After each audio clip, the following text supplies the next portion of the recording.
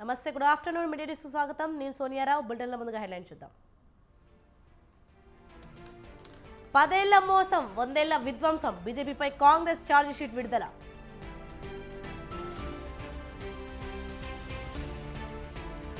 రిజర్వేషన్లు రద్దు చేసేందుకు బీజేపీ కుట్ర, దేశాన్ని అప్పుల ఊబిలోకి నెట్టారన్న రేవంత్ రెడ్డి.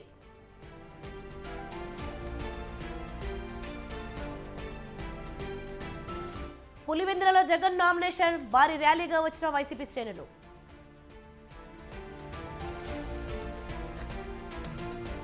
కాసేపట్లో తెలంగాణకు అమిత్ షా బహిరంగ సభకు హాజరు.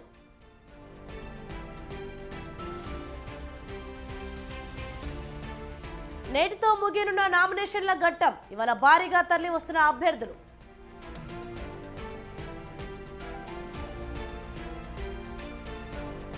ఉప్పల్ స్టేడియం వద్ద యూత్ కాంగ్రెస్ ఆందోళన, టికెట్లను బ్లాక్ లో అమ్ముకుంటున్నారని ఆరోపణ.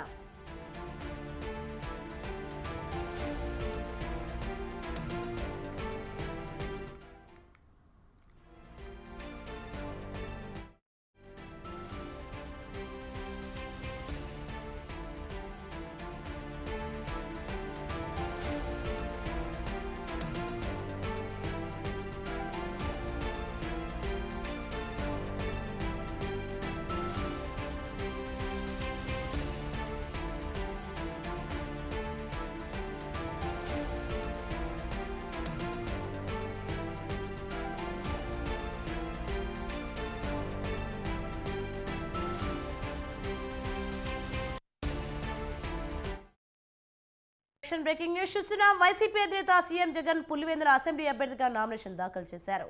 పులివెందుల పర్యటనకు వెళ్లిన ఆయన బహిరంగ సభలో పాల్గొన్న అనంతరం నేరుగా మినీ సెక్రటేరియట్లోని ఆర్ఓ ఆఫీస్కి వెళ్లారు. అక్కడ పులివెందుల రిటర్నింగ్ అధికారికి నామినేషన్ పత్రాలు అందజేశారు. ఈ కార్యక్రమంలో కడప ఎంపీ అవినాష్ రెడ్డి పాల్గొన్నారు.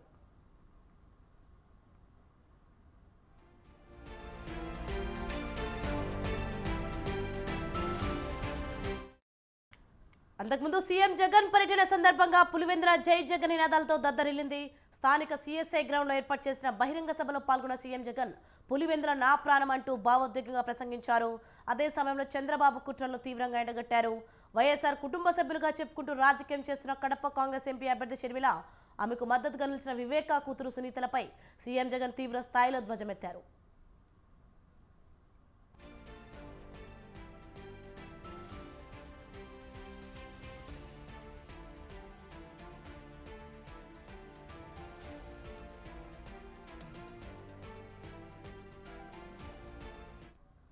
సెలక్షన్ బ్రేకింగ్ న్యూస్ చూస్తున్నాం మనం. వైసీపీ అధినేత సీఎం జగన్ పులివెందుల అసెంబ్లీ అభ్యర్థిగా నామినేషన్ దాఖలు చేశారు.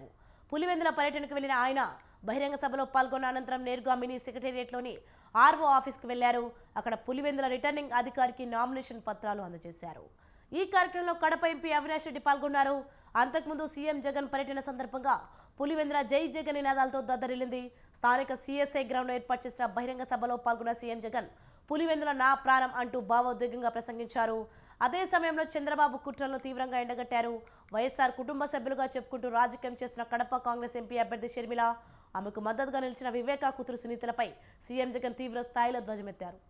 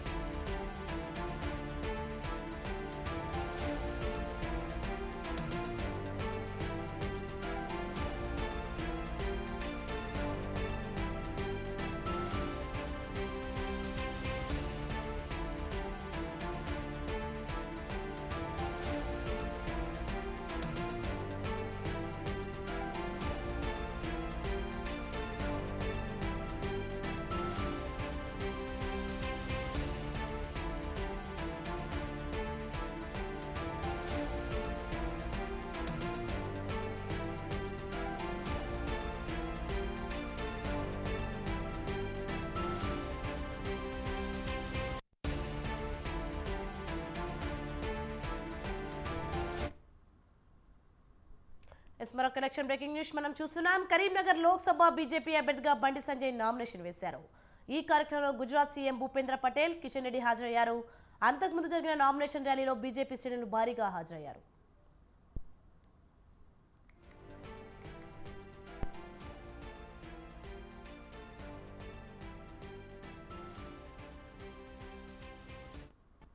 ఎన్నికల్లో ఈ దేశానికి ఎవరు ప్రధానమంత్రి కావాలో నిర్ణయించేటువంటి ఎన్నికలు ఈ ఎన్నికలు దేశంలో ఏ పార్టీ అధికారంలో ఉండాలో నిర్ణయించేటువంటి ఎన్నికలు.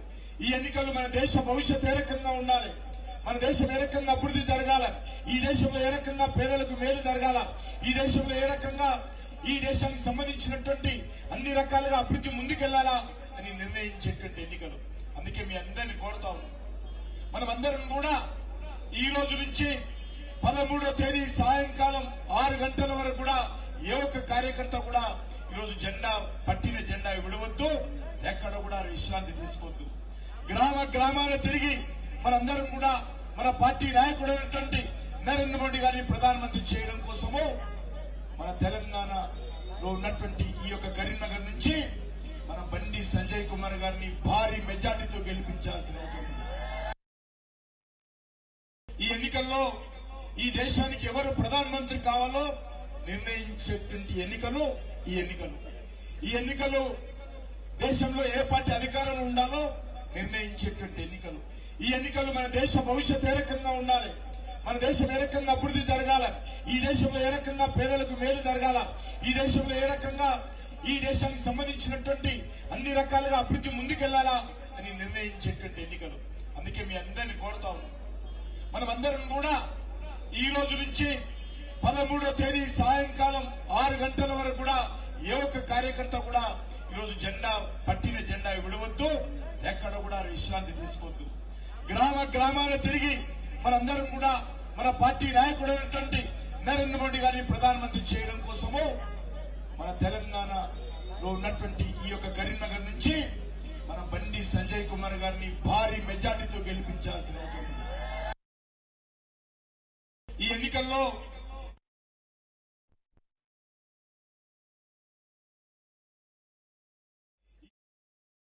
భారతీయ జనతా పార్టీ గెలవాలి. ఇలా ఎట్టి పరిస్థితుల్లో నరేంద్ర మోడీ గారిని ముచ్చటగా 3వసారి ప్రధానమంత్రి చేసి తీరాల్సిందే చెప్పి ఇక్కడ కరీంనగర్ ప్రజలు కంకణం కట్టుకుని 13వ తారీఖు కోసం ఎదురు చూస్తున్నారు. ఎప్పుడు 13వ తారీఖు వస్తుంది రై పువ్వు గుర్తు మీద బట్టలు గుర్తేటప్పుడు నాకు ఈ దేశంలో నరేంద్ర మోడీ గారు ప్రధానమంత్రి అయిన తర్వాత జమ్మూ కాశ్మీర్ లో 370 ఆర్టికల్ రద్దు చేస్తా మన నరేంద్ర మోడీ గారు పువ్వు గుర్తుకు ఓటేసినప్పుడు మన కళ్ళకి రావడాలన్నారు. అరే అయోధ్యలో 500 సంవత్సరాల నుంచి ఈ దేశంలోని హిందువులందరూ ఎదురుస్తున్న నా భవ్యమైన దివ్యమైన రామ మందిరాన్ని నిర్మించిన మన నరేంద్ర మోడీ పువ్వు గుర్తుకు ఓటేసినప్పుడు మన కళ్ళకి కనబడాలన్నారు. ఈ దేశంలో ముస్లిం సమాజం నిర్వీర్యమైపోయిందని చెప్పి దానికి కారణం త్రిపుల్ తలాక్ అని భావించి త్రిపుల్ తలాక్ రద్దు చేసిన మన నరేంద్ర మోడీ కనబడాలన్న పువ్వు గుర్తుకు ఓటేసినప్పుడు. అరే కరీంనగర్ పార్లమెంట్ తో పాటు ఈ దేశంలో పేదలకు సంక్షేమ ఫలాలు అందించి ఈ దేశాన్ని శక్తివంతమైన భారతదేశ నిర్మాణంగా చేసినటువంటి నరేంద్ర మోడీ మనకు పువ్వు గుర్తుకు ఓటేసినప్పుడు కనబడాలన్నా.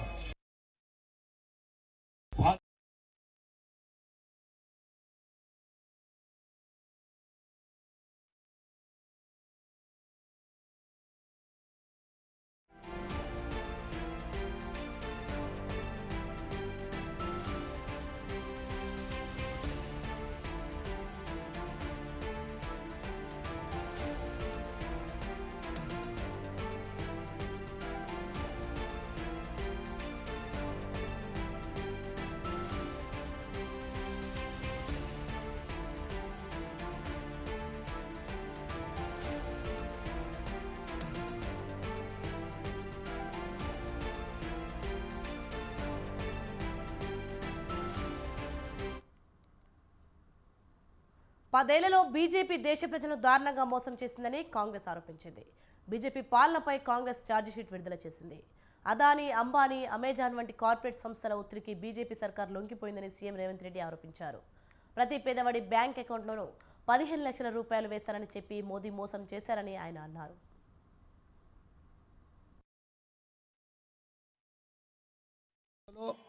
ఎన్డీఏ ప్రభుత్వం యొక్క వైఫల్యము 2024 ఎన్నికల తర్వాత భారతీయ జనతా పార్టీ పన్నుతున్న కుట్రల్ని ప్రజలకు వివరించాల్సిన బాధ్యత ప్రధాన ప్రతిపక్ష పార్టీ అయిన కాంగ్రెస్ మీద ఉన్నది. 2014, 2019 ఎన్నికలలో నరేంద్ర మోడీ గారు స్పష్టమైన హామీ ఇచ్చిండ్రు. ప్రతి సంవత్సరం 2 కోట్ల ఉద్యోగాలు నిరుద్యోగ యువకులకు ఇవ్వడం జరుగుతుందని. 10 సంవత్సరాలలో 20 కోట్ల ఉద్యోగాలు ఇవ్వాల్సిన నరేంద్ర మోడీ గారు 2022 సంవత్సరంలో లోక్సభలో నేను అడిగిన ప్రశ్నకు సమాధానంగా 7,21,681 ఉద్యోగాలు ఇచ్చినామని వారు సమాధానం చెప్పిండ్రు. జిఎస్టీ పేరు మీద దోపిడీ చేయడమే కాకుండా చేనేత పరిశ్రమ నుంచి కుటీర పరిశ్రమల వరకు జిఎస్టీ పన్నులు విధించి దోపిడీకి పాల్పడుతుంది కేంద్ర ప్రభుత్వము. ఇవన్నీ ఛార్జెస్ ఈరోజు భారతీయ జనతా పార్టీ మీద, నరేంద్ర మోడీ గారి మీద సూటిగా కాంగ్రెస్ పార్టీ ఆరోపణ చేస్తుంది. 10 సంవత్సరాలలో ఎన్డీఏ ప్రభుత్వం యొక్క వైఫల్యము ఈరోజు రాష్ట్ర కాంగ్రెస్ కమిటీ ఆధ్వర్యంలో భారతీయ జనతా పార్టీ శ్రీ నరేంద్ర మోడీ గారి నాయకత్వంలో ఈ దేశ ప్రజల్ని ఏ విధంగా మోసం చేస్తా ఉందో, గత 10 ఏళ్లుగా ఏ రకంగా మోసం చేసిందో, రాబోయే రోజుల్లో కూడా మోసపూరితమైనటువంటి హామీలు ఇచ్చి ఓట్లు పొందడం కోసం ఏ రకంగా ప్రయత్నం చేస్తూ ఉందో మిత్రులారా మనందరికీ తెలిసిందే. నరేంద్ర మోడీ గారి నాయకత్వంలో ఈ దేశంలో కాంగ్రెస్ పార్టీకి వ్యతిరేకంగా మాట్లాడుతూ ఈ దేశానికి నిరుద్యోగ యువకుల సమస్య వెన్నాడుతూ ఉంది. సంవత్సరానికి కనీసం 2 కోట్ల తగ్గకుండా ఉద్యోగాలు ఇస్తామని చెప్పి మోసపూరితమైనటువంటి హామీలు ఇచ్చి దేశవ్యాప్తంగా ఉన్నటువంటి నిరుద్యోగ యువకుల్ని 10 ఏళ్ళు అధికారంలో ఉన్నా కూడా మోసం చేసి ఇంకా మోసం చేయడం కోసం ప్రయత్నం చేస్తూనే ఉన్నారు. ఈరోజు రాష్ట్ర కాంగ్రెస్ కమిటీ ఆధ్వర్యంలో భారతీయ జనతా పార్టీ మాజీ మంత్రి వివేకానంద హత్యకు సంబంధించి ఏపీ సీఎం జగన్ సూటి ప్రశ్నలు వేశారు. చంద్రబాబు దత్తపుత్రుడు, బీజేపీ, కాంగ్రెస్ వీరికి తోడు 2 చెల్లెలు కుట్రలు చేస్తున్నారని ఆరోపించారు. వైఎస్ఆర్ కుటుంబాన్ని టార్గెట్ చేసిందెవరు? పసుపు చీర కట్టుకుని వాళ్ళ కుట్రలో భాగమైన వీళ్ళు వైఎస్ఆర్ వారసులా అని ప్రశ్నించారు. శత్రువులతో చేతులు కలిపిన వారు వైఎస్ఆర్ వారసులా అని నిలదీశారు. మరో వంక ఈ పేర్లే లేకుండా చేయాలని ఆరాట పడతా ఉన్న ఆ 2 పార్టీలతో జతకట్టి తన సొంత లాభం కోసం, రాజకీయ స్వార్థం కోసం ఎవరు ఆ పేరు లేకుండా కుట్రలు చేస్తా ఉన్నారు అన్నది గమనించమని చెప్పి కూడా కోరుతా ఉన్నా. మరి వీరు వైఎస్ఆర్ వారసులా, లేక వైఎస్ఆర్ గారు ఎవరితో బ్రతికుండగా యుద్ధం చేశారో, వైఎస్ఆర్ గారు అభిమానించే ప్రతి గ్రామంలోనూ అభిమానించే వాళ్ళు, ప్రతి గ్రామంలో అభిమానించే కార్యకర్త ఎవరితో అయితే యుద్ధం చేశారో ఆ చంద్రబాబుకు వారసులా అని చెప్పి మీరే ఆలోచన చేయమని చెప్పి ప్రతి ఒక్కరిని కూడా కోరుతా ఉన్నా. ఇక మా చిన్నాన్న గారి విషయానికే వద్దాం. మా వివేకం చిన్నాన్నను ఎవరు చంపారో, ఎవరు చంపించారో ఆయనకు, ఆ దేవుడికి, ఈ జిల్లా ప్రజలందరికీ కూడా తెలుసు ఏం జరిగింది అన్నది. కానీ బురద జల్లేందుకు 2 చెల్లెమ్మలను ఎవరు పంపించారో, వారు వెనకాల ఎవరు ఉన్నారో మాత్రం మీ అందరికీ కూడా రోజు కనిపిస్తూనే ఉంది. ఇంకా ఆశ్చర్యం ఏమిటో తెలుసా? వివేకం చిన్నారను అతి దారుణంగా చంపి, అవును నేనే చంపాను అని అతి హేయంగా బహిరంగంగా చెప్పుకుంటూ తిరుగుతున్న హంతకుడికి మద్దతు ఇస్తున్నది ఎవరు? మీరే రోజు చూస్తున్నారు కదా అని అడుగుతా ఉన్నాను. చిన్నారను అన్యాయంగా ఎమ్మెల్సీ ఎన్నికల్లో ఓడించిన వారితోనే, సంఖ్యాబలం లేకపోయినా కూడా ప్రలోభాలతో, అధికార బలంతో ఓడించిన వారితోనే ఈరోజు చట్టా పట్టాలు వేసుకొని తిరుగుతా ఉన్నారు అనంటే దానికి అర్థం ఏమిటి అని చెప్పి ఈ సందర్భంగా అడుగుతా ఉన్నా. మరో వంక కాంగ్రెస్ పార్టీకి ఓట్లు ఎన్నొచ్చాయి, మరో వంక నోటాకు వచ్చినన్ని ఓట్లు కూడా రాని కాంగ్రెస్ పార్టీతో, నోటాకు వచ్చినన్ని ఓట్లు కూడా రాని కాంగ్రెస్ పార్టీతో, రాష్ట్రాన్ని విడగొట్టిన కాంగ్రెస్ పార్టీతో, ప్రత్యేక హోదాను విభజన చట్టంలో చేర్చకుండా రాష్ట్రాన్ని దుర్మార్గంగా విడగొట్టి రాష్ట్రానికి అన్యాయం చేసిన ఆ కాంగ్రెస్ పార్టీలో చేరి వైఎస్ఆర్ గారి పేరును ఆయన చనిపోయిన తర్వాత ఛార్జ్షీట్లో పెట్టిన ఆ కాంగ్రెస్ పార్టీకి మొత్తంగా వైఎస్ఆర్ గారి పేరునే తుడిచివేయాలని, కనబడకుండా చేయాలని ప్రయత్నిస్తున్న వారికి ఓటు వేయటము అనంటే దానివల్ల ఎవరికి లాభము అన్నది ప్రతి ఒక్కరూ కూడా ఆలోచన చేయమని కోరుతా ఉన్నా. అటువంటి కాంగ్రెస్ పార్టీకి ఓటు వేస్తే, మన ఓట్లు చీలిస్తే వచ్చే లాభం బాబుకు, బీజేపీ కూటమికి కాదా అని అడుగుతా ఉన్నాను. ఈ సందర్భంలో నేను వైఎస్ అవినాష్ ఏ తప్పు చేయలేదని నేను బలంగా నమ్మాను కాబట్టే నేను అవినాష్కు టికెట్ ఇచ్చాను. ఈరోజు అవినాష్ అడిగిన ప్రశ్నలకు సరైన సమాధానాలు చెప్పలేని వీరంతా చిన్న పిల్లాడైనా అవినాష్ను దూషించడం, అవినాష్ను తెరమరుగు చేయాలనుకోవడం ఎంతటి దారుణమైన కార్యక్రమము అన్నది ప్రతి ఒక్కరూ కూడా గమనించమని అడుగుతా ఉన్నా. మా అందరికన్నా చాలా చిన్నోడు అవినాష్, చాలా చిన్న పిల్లోడు. అటువంటి పిల్లోని జీవితం నాశనం చేయాలని చెప్పి నిజంగా ఇంత పెద్ద వాళ్ళందరూ కూడా కుట్రల్లో భాగం అవుతా ఉన్నారంటే నిజంగా వీళ్ళంతా మనుషులేనా అని చెప్పి సందర్భంగా అడుగుతా ఉన్నా.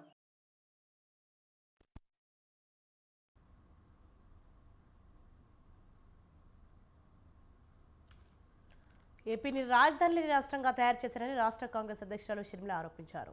రాజధాని ఎక్కడో చెప్పలేని పరిస్థితి తీసుకొచ్చారని అన్నారు.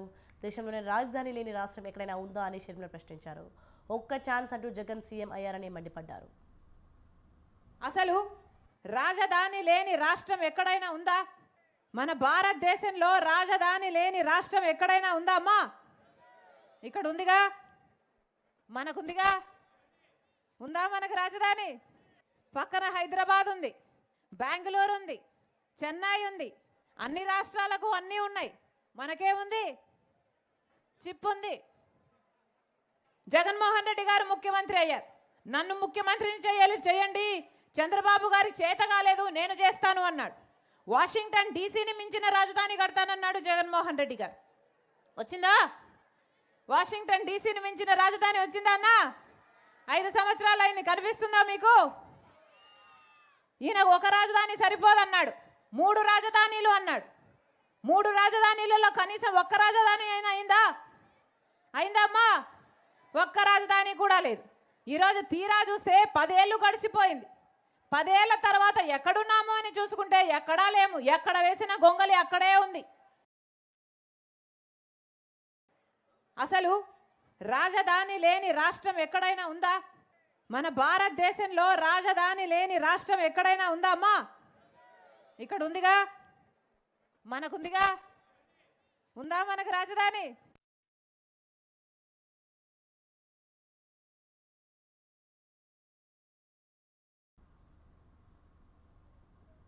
నెల్లూరు సిటీ వైసీపీ అభ్యర్థి ఖలీల్ నామినేషన్ సందర్భంగా వైసీపీ నాయకులు, అభిమానులు భారీ ర్యాలీ చేపట్టారు. జిల్లా అధ్యక్షుడు ఎమ్మెల్సీ చంద్రశేఖర్ రెడ్డి ఆధ్వర్యంలో ఖలీల్ నామినేషన్ వేశారు. గతంలో ఏ విధంగా అయితే వైసీపీని ప్రజలు ఆశీర్వదించారో అదేవిధంగా నెల్లూరు సిటీ అభ్యర్థి ఖలీల్ను కూడా ఆశీర్వదించి భారీ మెజార్టీతో వైసీపీని గెలిపించాలని నెల్లూరు జిల్లా అధ్యక్షుడు ఎమ్మెల్సీ చంద్రశేఖర్ రెడ్డి ప్రజలను కోరారు.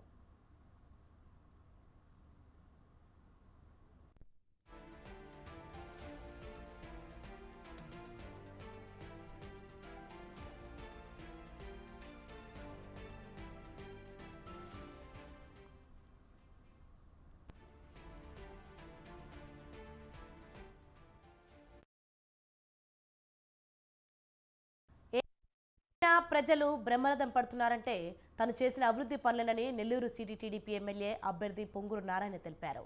సార్వత్రిక ఎన్నికల నేపథ్యంలో ఆయన స్థానిక నాయకులతో కలిసి డోర్ టు డోర్ ఎన్నికల ప్రచారం నిర్వహించారు. ఇంటికెళ్లి టీడీపీ ప్రభుత్వంలో చేసిన అభివృద్ధిని ప్రజలకు వివరించారు. అమూల్యమైన ఓటును సైకిల్ గుర్తుపై వేసి తన ఎమ్మెల్యేగా, వేమిరెడ్డిని ఎంపీగా అఖండ మెజార్టీతో గెలిపించాలని విజ్ఞప్తి చేశారు.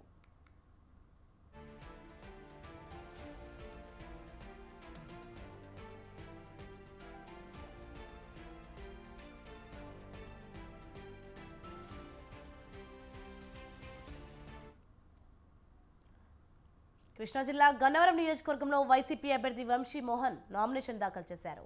గన్నవరం తహసీల్దార్ కార్యాలయంలో నామినేషన్ దాఖలు చేశారు వంశీ మోహన్. 4 నెలల నుండి భారీగా గన్నవరంలో వంశీ ఇంటి దగ్గరికి చేరుకున్నారు వైసీపీ శ్రేణులు.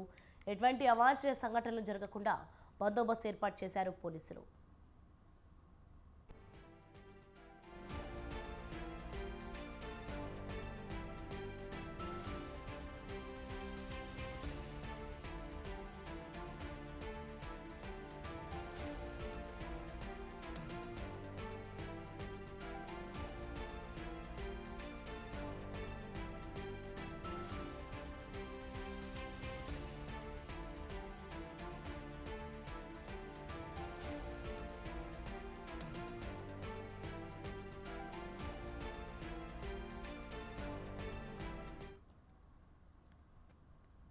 చిత్తూరు జిల్లా పుంగనూరులో భారత చైతన్య యువజన పార్టీ ఎమ్మెల్యే అభ్యర్థిగా రామచంద్ర యాదవ్ నామినేషన్ దాఖలు చేశారు. పుంగనూరు ట్యాంక్ బండ్ నుండి బీసీవై నేతలు ర్యాలీ నిర్వహించారు. రామచంద్ర యాదవ్కు మద్దతుగా భారీ సంఖ్యలో ప్రజలు పాల్గొన్నారు.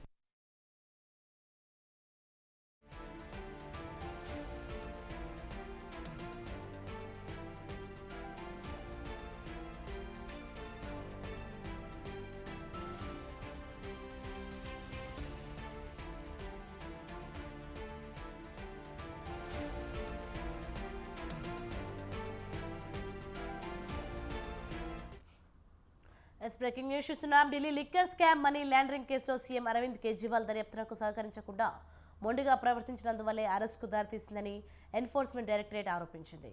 కేజ్రీవాల్ అరెస్టుకు సంబంధించి సుప్రీంకోర్టులో ఈడీ అఫిడవిట్ దాఖలు చేసింది.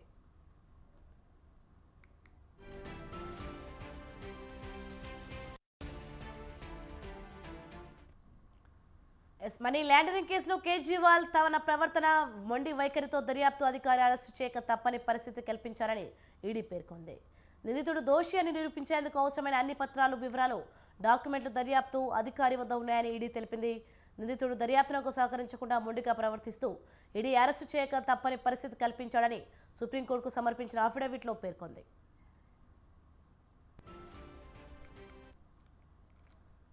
తన అరెస్టు సవాలు చేస్తూ అరవింద్ కేజ్రీవాల్ దాఖలు చేసిన పిటిషన్లో వాస్తవం లేదని ఈడీ తెలిపింది.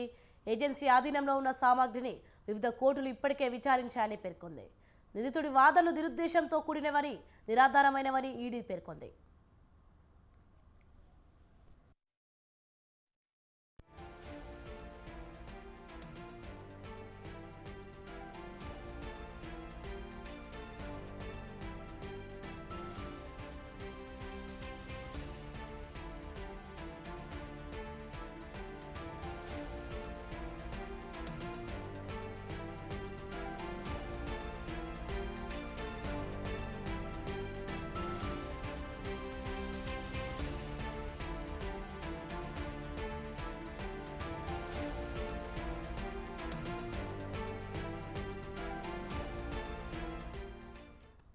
మరొక బ్రేకింగ్ న్యూస్ చూస్తున్నాం. మనం ఫోన్ ట్యాపింగ్ కేసులో కీలక పరిణామం చోటు చేసుకుంది.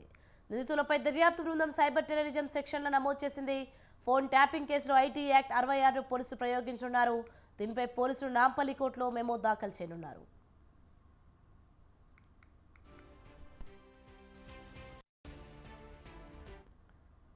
ఫోన్ ట్యాపింగ్ కేసులో మరో కీలక పరిణామం చోటు చేసుకుంది. ఎస్ఐబి మాజీ చీఫ్ ప్రభాకర్ రావుపై రెడ్ కార్నర్ నోటీసులు జారీ చేశారు పోలీసులు. ఇప్పటికే ప్రభాకర్ రావుపై లుకౌట్ నోటీసులు ఇవ్వగా ఆయన స్పందించకపోవడంతో రెడ్ కార్నర్ నోటీసు ఇచ్చినట్టు తెలుస్తోంది. ఫోన్ ట్యాపింగ్ వ్యవహారం వెలుగులోకి వచ్చిన తర్వాత విదేశాలకు వెళ్లిపోయిన ప్రభాకర్ రావు ప్రస్తుతం అమెరికాలోని టెక్సాస్లో ఉన్నట్లు పోలీసులు గుర్తించారు.